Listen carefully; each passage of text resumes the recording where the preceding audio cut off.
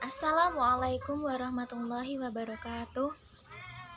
Perkenalkan, kami dari kelompok pertama, kami dari kelas 3B akan mempresentasikan materi yang berjudul teori dan konsep mengenai pembelajaran anak usia dini. Baik, langsung saja kita perkenalkan diri. Nah, ini dari kelompok kami. Yang pertama ada Diva Izzatun Nada, yang kedua ada Iim Zatul Fatimah, kemudian yang ketiga ada Intan Puspitasari, selanjutnya Insiatul Muna, Nuria Alfi Malikatin, Nur Lailatul Fitriyah, Risa Lutfatul Nikmah, dan saya sendiri Rismaya Nurun Nafiyah. Baik, langsung saja. Berikut ini materi-materi yang akan kami sampaikan. Yang pertama ada teori kognitif dissonance, kemudian yang kedua ada teori kognitif flexibility, yang ketiga ada teori simbol system, dan yang keempat ada teori operant conditioning, dan yang terakhir adalah teori difusi inovatif. Nah, kelima tema materi ini akan kami kupas secara singkat melalui presentasi dengan PowerPoint ini. Baik, langsung saja kita buka.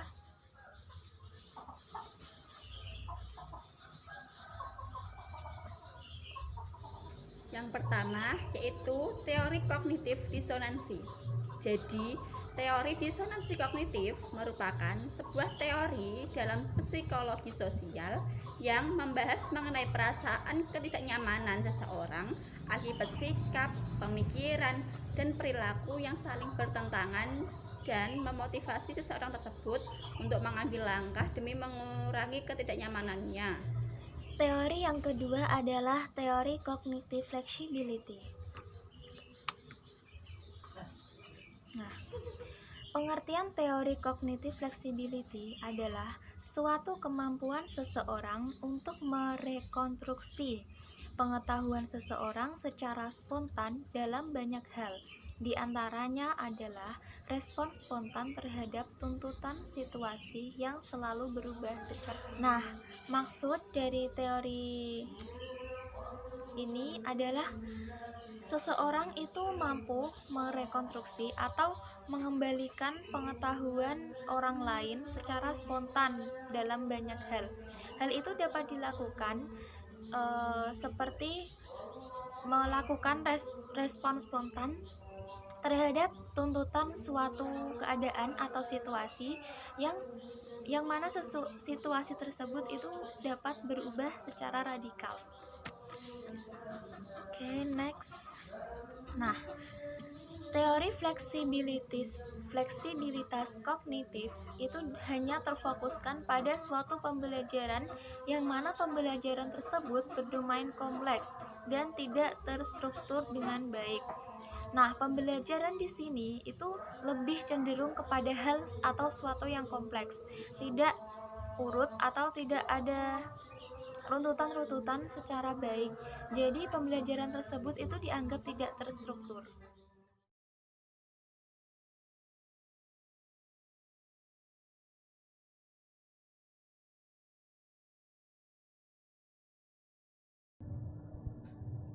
Teori simbol sistem merupakan suatu kumpulan dari beberapa bagian yang memiliki keterkaitan dan saling bekerja sama serta membentuk suatu tanda.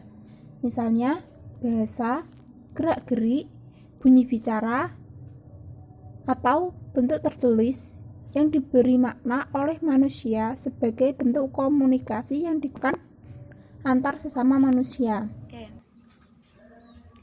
Setelah kita mengetahui apa itu pengertian dari teori simbol sistem, kita juga harus tahu istilah-istilah atau nama lain yang menggambarkan elemen simbol sistem. Nah, istilah tersebut diantaranya ada yang pertama, nama simbol. Nah, nama simbol ini diberikan untuk sebuah simbol, dimulai dengan tanda dan tanda dan kita tahu kan yang hampir menyerupai angka 8 itu. Maaf, saya tidak menyertakannya dalam PowerPoint ini. Dan juga ada tanda yang lainnya seperti titik, koma, tanda tanya, tanda seru, dan tanda-tanda lainnya. Dan yang kedua, elemen dalam simbol sistem itu adalah teks substitusi. Nah, teks substitusi ini dapat mengidentifikasi sumber daya atau sistem di mana sumber daya berada, bahkan bisa mengidentifikasi seperti tanggal, waktu pemrosesan, dan lain-lain. Elemen yang ketiga adalah simbol sistem dinamis.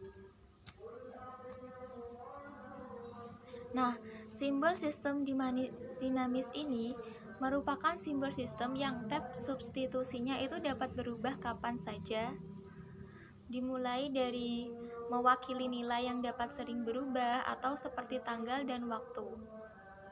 Seperangkat simbol sistem dinamis ini didefinisikan sebagai sistem instalasi di mana tidak dapat memberikan simbol sistem dinamis tambahan.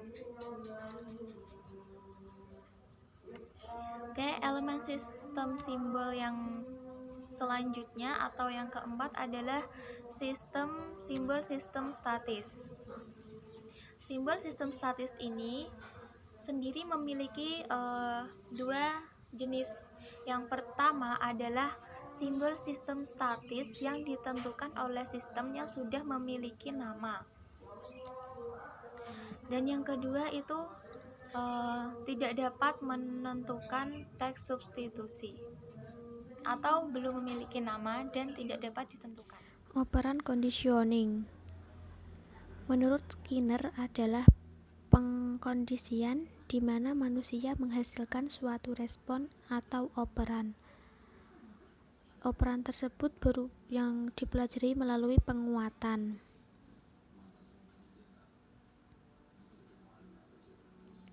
Prinsip-prinsip operan conditioning ada dua, yaitu yang pertama adalah penguatan, dan yang kedua adalah hukuman. Yang penguatan adalah proses belajar untuk meningkatkan kemungkinan dari sebuah perilaku dengan memberi atau menghilangkan rangsangan.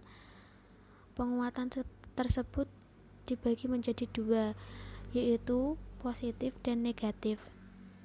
Positif yaitu suatu rangsangan yang diberikan untuk memperkuat kemungkinan munculnya perilaku yang baik. Negatif, peningkatan frekuensi perilaku positif karena hilangnya rangsangan yang merugikan.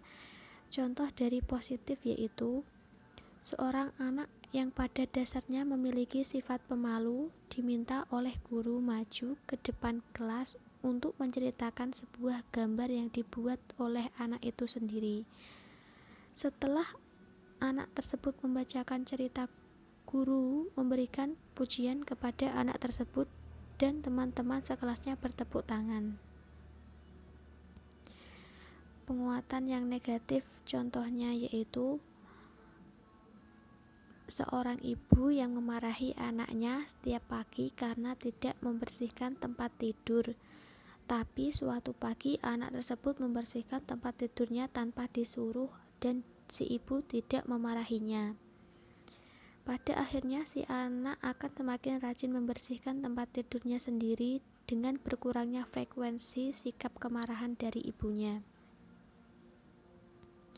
Prinsip yang kedua yaitu hukuman atau punishment, yaitu konsekuensi untuk mengurangi atau menghilangkan kemungkinan perilaku akan muncul. Contohnya, seorang anak bermain-main pedang-pedangan menggunakan pisau. Kemudian kulit jaringnya terpotong ketika pisau tersebut salah diarahkan. Pada akhirnya, anak itu akan sedikit kemungkinannya bermain-main menggunakan pisau. Stimulus operan conditioning. Ada tiga, yaitu yang pertama generalisasi atau generalization, yaitu memberikan respon yang sama terhadap stimulus yang sama. Yang kedua adalah diskriminasi atau discrimination, yaitu melibatkan perbedaan antara stimulus-stimulus dan kejadian-kejadian. Ketiga adalah pelenyapan, extinction, yaitu suatu penghentian, penguatan. Baiklah, saya akan menjelaskan tentang teori difusi inovatif. Difusi adalah proses komunikasi inovasi antar warga masyarakat dengan menggunakan saluran tertentu dan dalam jangka waktu tertentu. Komunikasi dalam definisi ini ditekankan dalam arti terjadinya saling tukar informasi antar beberapa individu, baik secara memusat maupun memencar. Dan teori difusi inovatif ini muncul pada tahun 1903, dikemukakan oleh sosiolog Perancis yang bernama Gabriel Tarde. Teori difusi inovatif merupakan teori tentang bagaimana sebuah ide dan teknologi baru tersebar dalam sebuah kebudayaan. Berdasarkan buku Diffusion of Innovations karya Everett Roger yang mendefinisikan bahwa difusi sebagai proses di mana sebuah inovasi dikomunikasikan melalui berbagai saluran dan jangka waktu tertentu dalam sebuah sistem sosial. Penerapan teori-teori dalam penggunaan media pembelajaran. Contohnya, seseorang yang mengetahui bahwa bila terkena hujan akan basah mengalami ketidaknyamanan ketika pada suatu hari ia ternyata mendapati dirinya tidak basah saat terkena hujan.